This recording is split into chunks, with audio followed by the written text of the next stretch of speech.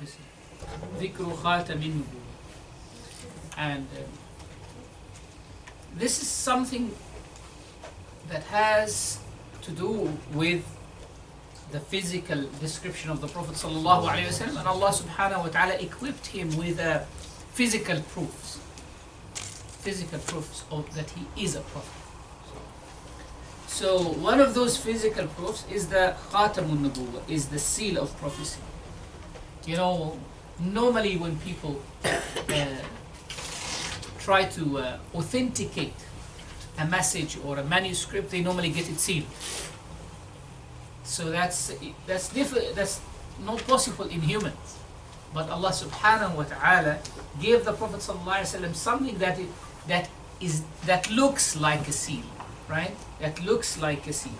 So the muhaddithin say that it was located on the back of the Prophet sallallahu alaihi wasallam, and it was a physical seal. It was actually, the description of it will come. It was a piece of reddish flesh which resembled a pigeon's egg or a button of a tent. In the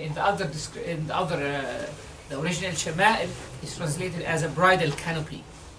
You know, back in the days when they used to put brides in a canopy on the back of the camel, then on top there is like something like a big button, right? So it doesn't mean in size, but in shape it was something round.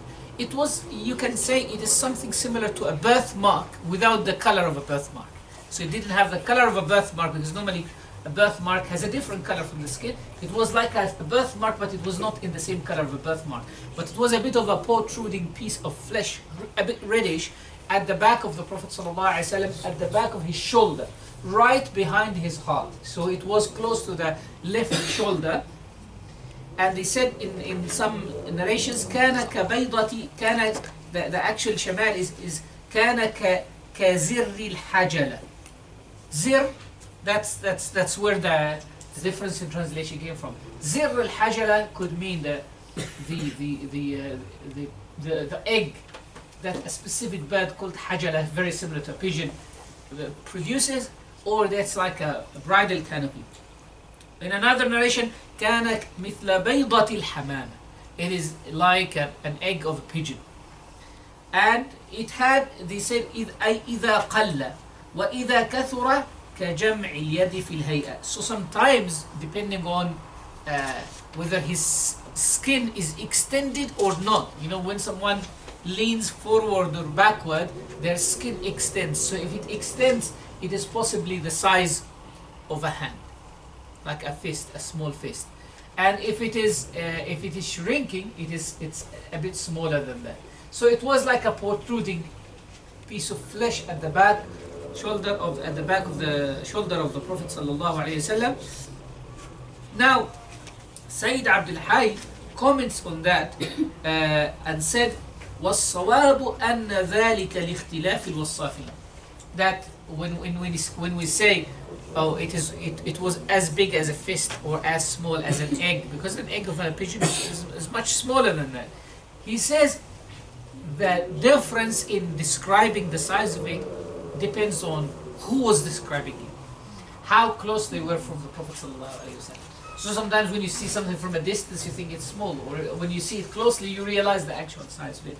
وَلَعَلَّهُ كَانَ يُحِيطُ بِهِ شَعَرَاتٍ. It was surrounded by some hairs, as in the different ahadith. Sayyidina Abi Zayd al-Ansari said, قال رسول الله صلى الله عليه وسلم لي اقترب مني. He said, the Prophet صلى الله عليه وسلم said to him, come close. فاقتربت منه فقال أدخل يدك فامسح ظهري. He said, put your hand on my shoulder and wipe my back, like check it. فأدخلت يدي في قميصه فمسحت ظهره فوقع خاتم النبوة بين إصبعي. He said, when I wiped his back, I felt it. قال فسئل عن ذلك. He was asked, what is it? فقال شعرات بين كتفيه. He said it was some hairs in between his shoulders. Basically, he's describing something that he did not see, but something that he felt. And normally when you feel a birthmark, the texture of it is different from the normal texture of the skin. So he's describing something that he did not see, while some other Sahaba describe something that they could see. So they actually saw something that is of a reddish skin, while Sayyidina Abu Zayd al-Ansari, who was actually young, he was not an old man, he was young, like sometimes you have a child and can you scratch my back? And sometimes you feel itchy, right? So the Prophet ﷺ said, again, possibly that he said, he sallallahu alayhi wasallam told him to do that because he was feeling a bit kind of fearful of the Prophet ﷺ. So he wanted to break that ice by bringing him close to him. And he said, put your hand on my shoulder. It kind of like removing any barrier that could have been imagined between him and Abu Zayd al-Ansari radiyallahu ta'ala. So they said وَكَانَتْ بَيْنَ الْكَتِفَيْنِ. It had a few hairs around it. It was located between the two shoulders or little towards the left side. Again, all of these are approximations because people did not have a tape measure to decide how far was it from the right shoulder or from the left shoulder, but they said, well, it was on the back of the left shoulder or in between them, depending on which position does the person have from the Prophet ﷺ. So if he's standing on the left, he might be seeing it on the right or towards the middle. If he's standing on the right, he might be seeing it actually more towards the left.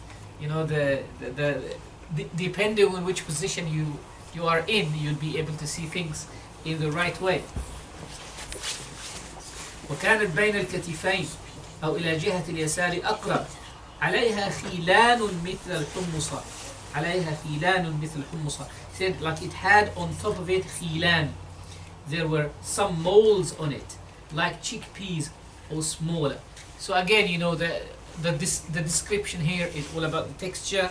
That there is a different narrations in the description in the footnotes. It says some scholars have said it was because the seal would actually change in appearance and size. If someone actually has a birthmark, it changes in the winter from the winter to the summer. It changes throughout their year, throughout their growth. While other scholars say the difference in description is the result of each companion describing it according to his perspective. Based on the proximity they saw the seal from. Thus the seal was described in different ways without there being an essential contradiction between the descriptions. So